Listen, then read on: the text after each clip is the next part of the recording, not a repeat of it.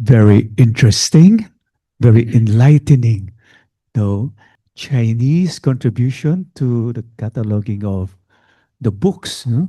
And yeah, we can really judge a book by its cover. True enough, no? Pretty sure you have questions, clarifications about the presentation of Dr. Okay, go ahead. Hi, I have a few questions. First of all, thank you very much for a very interesting talk. Well done on your PhD. Is it going to be published, I hope, by a good press?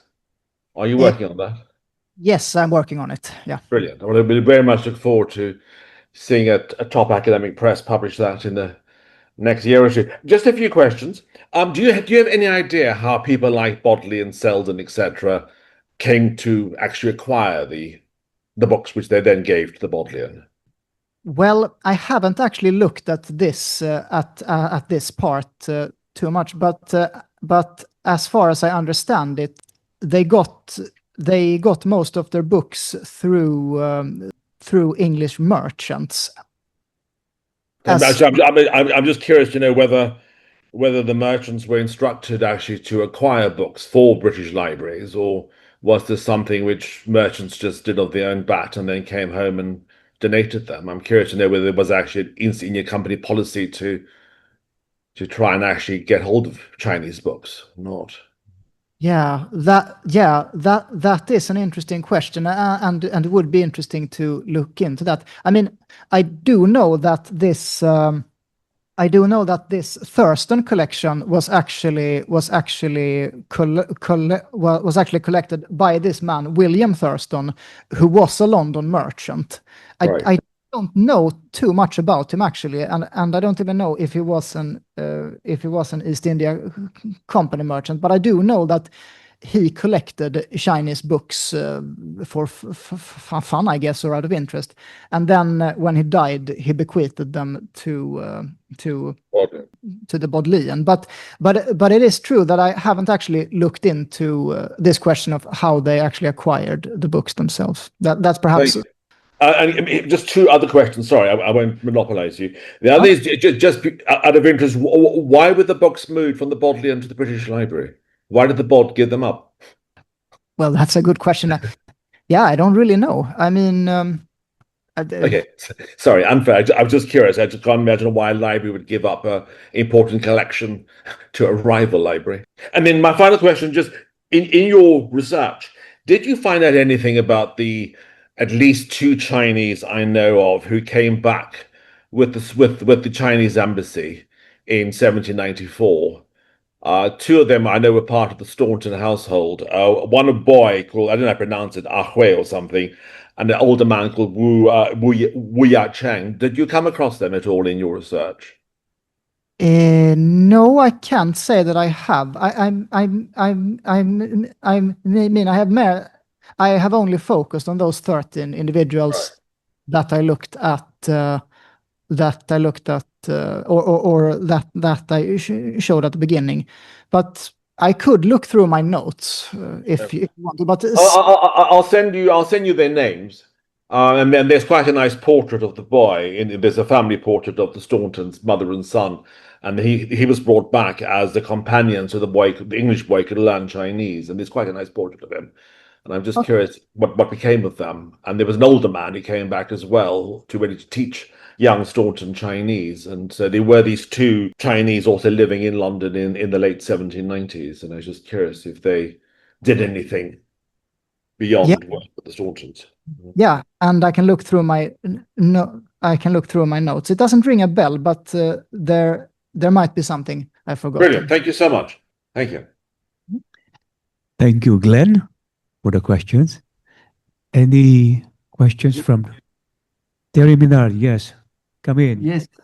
Yes, thank you very much, and to Dr. Aberg for this very nice lecture. I mean, last year I was working at the Bodleian Library of that collection, and so I heard about his work, and after we contacted and I had the chance to read his dissertation, and I found it very amazing, this kind of detailed scholarship he has been doing, a very, very, very impressive work, and My question will be about your kind of work, because now it is you have done mostly about England, but of course you say that you have similar examples also being done in Paris and in the Vatican. But perhaps I don't know if we could expand perhaps further this kind of the birth of those sinological collection, perhaps probably in Madrid, in Lisbon, in other places in Europe. Probably there will be, I think, for future research, there will be a lot of work to do to have a more precise catalogue, I mean, or view about how those collections started in the 17th century, and to see, I mean, what is part of your research, what will have been the possible involvement of some Chinese into that collection, and perhaps in Madrid or in Lisbon. Because we may think that probably there may have been some people who have not yet, we do not know yet, but probably there have been some intermediaries, some Chinese people who were traveling, for example, from Macau to Lisbon, and probably some people who may have also this kind of knowledge. And so perhaps for future research, we hope that there will be further work being done to have a more complete view of those collections. I have another question about this Thomas, the portrait of Thomas Hyde that you have shown us is very interesting because in his hand he has a book, a Chinese book in his hand.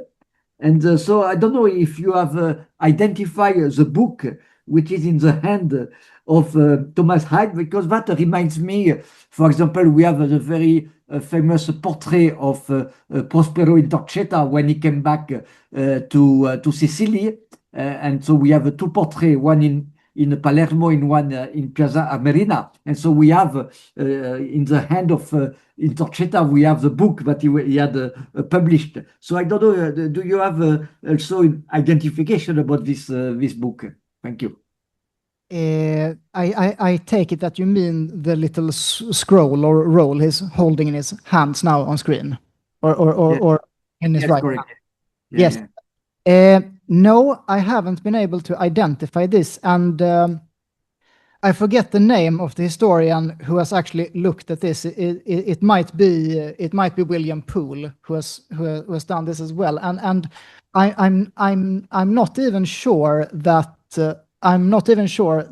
that the characters on it are real characters, or maybe one of them is, but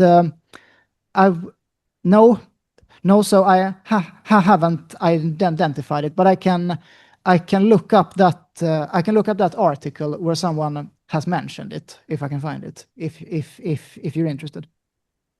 Yeah, because somehow it shows that, I mean, at least in the mind of Thomas Hyde, or the mind of the painter who painted that, it means stress out the importance of the Chinese collection. We choose this book.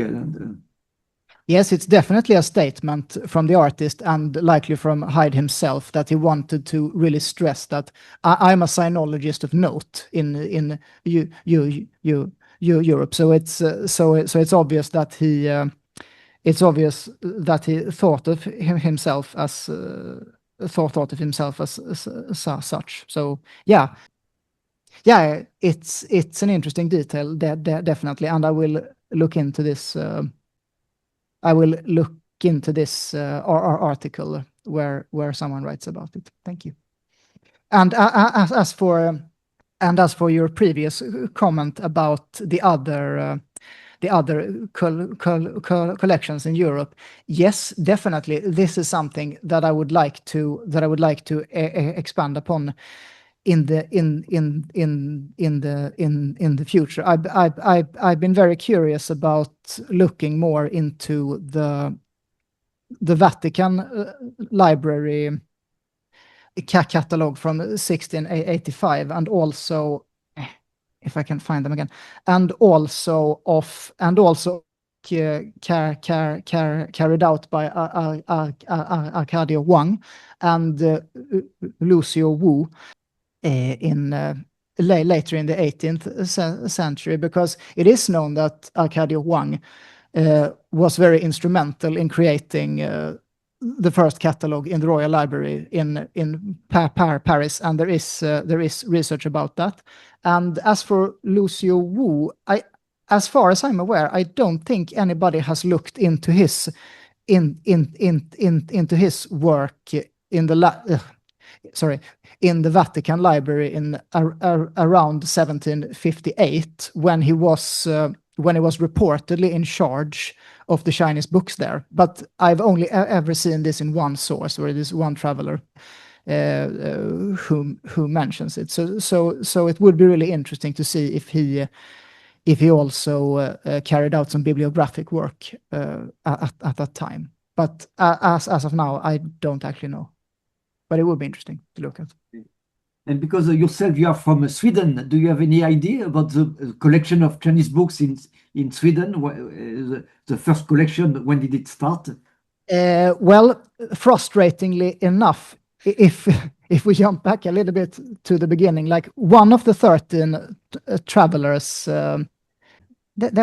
one of the 13 travelers is called Afok, and he went to Sweden in 1786-87, and I do know for a fact that he visited the University Library in Uppsala in November, I think, 1786. But so far, I haven't been able to find any indications that he actually looked at any Chinese books while he was there. But it's not beyond the realm of possibility that he did that, because Uppsala University Library was at the time the greatest collection of sinica in Europe. In Sweden at the time. And it's also quite interesting because there's a connection to Shen Fuzong there, because that material had like the earliest Chinese books in Uppsala had actually been collected by a Swedish scholar who had met with Philippe Couplet and Shen Fuzong in the 1680s in Spain, I think it was. So yeah, so when it comes to these kinds of collections of Chinese books, it's always a very small world. But to answer your question again, I haven't been able to find any. I haven't been able to find anything to indicate any Chinese assistance in Swedish libraries. Interestingly, though, as a funny side note, there is a Chinese map in Uppsala University Library that's also from the 17th century, and it was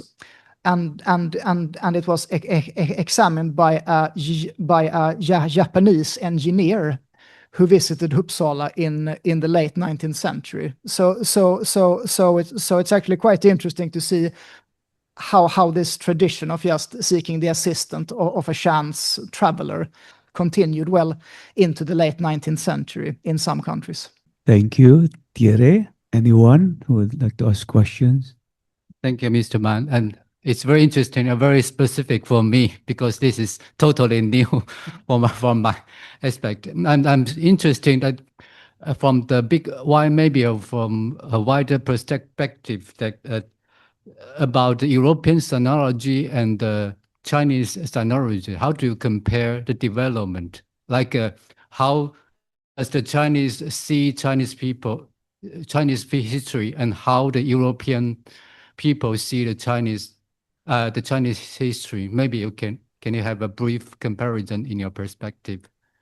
That's an interesting question. Like, you mean like how European sinologists during the 17th and 18th centuries viewed Chinese history as opposed to Chinese scholars? Yeah, that's an interesting question, and I'm not sure I'm the right person to answer it. But I mean, I do know from the European perspective that it was something that interested European sinologists and proto-sinologists especially during the 17th century, when they were slowly realizing just how ancient Chinese history was, and then they started to try to fit Chinese history with like biblical history, and try to figure out, like, did Chinese culture exist even by the time of the Great Flood, and also perhaps the Chinese language is much closer related to the language that was spoken before the Tower of Babel, and things like that. So it's definitely clear that Chinese history was very important to early sinologists. But I'm not sure I'm qualified to speak about, like, how Chinese historians during the early modern era looked at their own history. I mean, of course they knew more about it, but yeah, that's an interesting question, definitely. Thank you very much. I think that would wrap up everything that we have heard and discussed today. And we thank Dr. Oberg again for the wonderful knowledge or information we get today. It's still in the progress of development, I would say, sinology. And it's a good job, a good work for you, for all of us. And we hope to have more, something like this, more information or knowledge that we can get out of this research. We thank those who have joined us today and also online for the many interesting questions and insights that we have. So once again, we thank Dr. Oberg for the wonderful talk or discussion today. Thank you.